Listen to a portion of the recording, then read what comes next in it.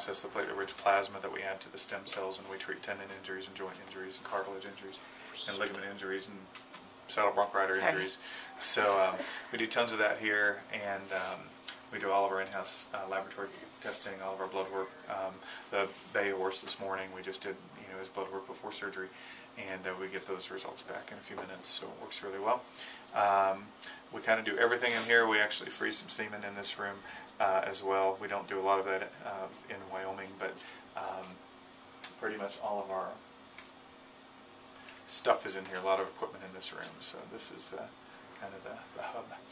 So, questions? You ever go back in and take those screws and plates out? Actually, in the plate that you've got in your hand, in the pastern fusion, I've done about 400 of those surgeries. I've taken the plates out of 2 horses. So we almost giving them problems. Yeah, one of the horses. Problems, or they choose to do that? No, they were problems. One of the horses got loose when they went home and galloped down the road and pulled a screw loose, and one horse just really was problematic and painful with his plate. So we took it out, and he was fine. So, but yeah, it's all human stuff. So we buy the same screws and the same plates that they use in human surgery, with the exception of a couple screw sizes that they make just for horses. So same stuff. Questions? Justin's all over it. He's all excited. What's your most common procedure that you guys do in here? Do you have one? The most common. Are you guys known for one the most besides common the prosthetics? Common surgery that we do are colic surgeries here, and the most common orthopedic surgery would be arthroscopic surgery, and then the pastern fractures or pastern fusions that we do for the arthritic high ring bone horse, and they have a real good outcome. So those are probably our most common orthopedic surgeries, but we do all fractures here and pretty much everything. So are you mostly sports medicine, or we do a lot of sports medicine? We do a lot of rodeo horses, a lot of barrel racing horses, a lot of rope horses, but pretty much everything. Wyoming isn't known for its dressage horses, but we do a lot of polo horses and a lot of colics for sure. So that's hunting accidents. We do a lot of those. You guys turn anything down? Turn anything down as far as what? Somebody has just a wreck. No, we fix everything. We don't want anything to do with it. No, I mean, if they have the desire to help the horse and have the ability to pay for it, and we don't turn them down. We don't want anyone to undergo a big hardship financially. If they just don't have any means to fix a horse, those are always tough, to deal with. But no, we do everything. We're not afraid to try, and that's why we started in the amputations and had some devastating injuries that could not. You got a leg that sloughs because of lack of blood supply, or they leave it in a cattle guard. Those don't leave you much choice, so we, give them a new one. So, yeah. So with the amputations, can you take the whole leg, like at the shoulder? No, you can go up to the knee and up to the hock, and you want to try and preserve a knee if you can in a hock, but pretty much from the distal limb, and no one's done anything higher than that in a horse. So. Yeah, but they do well. They're just comfortable pets. Half of them that we do are pets. Half of them are brood mares and stallions. A couple stallions we've done, so they can get on a mare, get off a mare, and just And Dr. Redden's got a mare now. I think she's about 17 years after surgery, and she's out in Kentucky. She's a boss mare. She's on 50 acres and beats the heck out of the other mares that come nearby, and she has colts every year. So yeah, they can do fine. So they're pretty remarkable if you let them heal.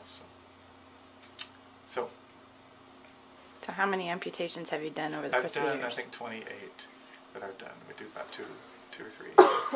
Wow. So it's fun. They're high-profile cases, but they're not the bulk of what we do. So most of what we do are lameness exams and sports medicine stuff, and then about half our practice is surgery. So cool. That's what I know. Questions? You guys know everything?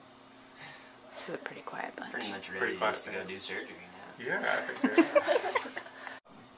they are. Another business in Cody, another practice in Cody.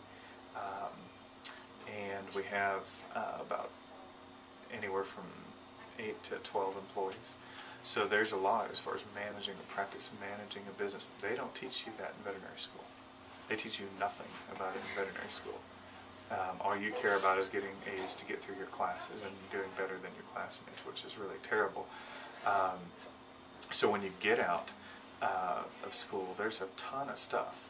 The most important journal you'll ever read is not a medical journal, it's the Wall Street Journal, to know how to manage your business. So when you're going and looking at a career in the equine industry, it's not just about fixing a horse, it's not just about riding a saddle bronc, it's not just about making a saddle or putting a shoe on a horse's foot. You have to run a business in any single thing you do. I don't care if you're building web pages, I don't care if you're doing anything in small private business. You need to know. You need to know, gosh, I'd love to have my arena, nice and pretty. Well, that's great, but that tractor might be $80,000, and that, equipment might be an extra 20 grand, and diesel fuel's up to $3.80 this morning. Or just go buy a quad. Right. So all of those things go into managing a farm, managing a ranch, managing a practice. In our combined practices, we spend about $300,000 a year just in supplies and drugs. About $25,000 a month. About $6,000 a week. Oh, it's about $1,000 a day. Yeah, just little stuff. So it's an important part of running a business. So anything you do in the equine world. So would you suggest a couple of business classes maybe at your first year or two as an elective? Absolutely. We didn't have that. Even as veterinarians, we didn't have it. We had, I think in our senior year of veterinary school, we had one elective in practice management, and it was, pretty lame course at that time. So they don't teach you a lot about how to do a balance sheet and how to do QuickBooks and how to, how to run a business. And most businesses will fail because of people just not having a clue. So, some of you are going to go on and be veterinarians, and that's great. If you choose to, there's people like me that will help you. But anything else you do, you have to have a good background. And what does it cost? What does it cost to be out there, running barrels and buying that truck and that trailer and that barrel horse and paying for insurance and paying for vet bills, and it's fun. And if someone's paying for that, that's not you. That's great. But if you have to actually make it cash flow, and we deal with a lot of professional rodeo people, they have to run it as a business. They have to, they'll take good care of their horses because those horses are what's getting them a paycheck. But there's a lot of times where it doesn't work out so good, and the bronc riders and the bull riders are the smartest because they have lower overhead because they don't have fancy trailers and trucks, but they happen to fall off a lot more than our barrel racers. So it's the smartest. Yeah, maybe not just. They get whacked in the head a little bit more than the average barrel racer. So but you still have to know is it. We always have a joke in our family on dessert: is it worth the calories? And if something's worth it and makes sense and ends up being worth more than you put into it, then it's probably worth doing. But if it doesn't, probably worth taking another look at. So can't overemphasize business background. I sure didn't have it. I had the good fortune of working in a lot of practices when I was a child, and starting at 10 years of age I started working for vets until I got out of veterinary school at age 27. But so I had seen a lot of practices, seen a lot of mistakes, and I've certainly made a ton of mistakes, and if you learn from those, that's a good thing. So get that. As far as our lameness cases, we have a lot of them are wear and tear type injuries, repetitive strain issues. Some of them are due, I won't beat up on the farriers, but there's really good farriers, and then there's farriers who are not. And I would just say we do a lot more business from the farriers that are not, the horses that are not shod, correctly as far as a balanced foot. So we deal with that a lot, but most of them are that we see in our practice are not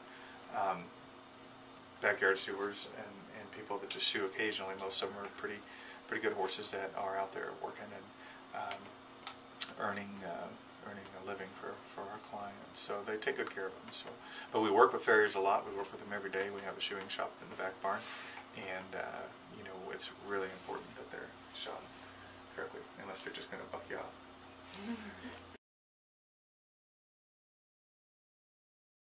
And we've got my wife's office. I think is locked, but she stays back here. for the stalls in each of the corners of the two over there, and these corners are stallion stalls, and they're double stalls, and in the center workways is it's pretty nice. We used to stand a couple stallions here and keep our broodmares here, but right now we just use it for layup horses. Busy time of year. We have a shooting shop, which is storage now, and we just have a little breeding area, so we'll collect our stallions and keep them there along the tees while there. But we'll get things opened up here in another. So that wall is that that's the just to teasing? put, yeah, just to put a mare and heat along there, and then just go tease a stallion and walk them over to the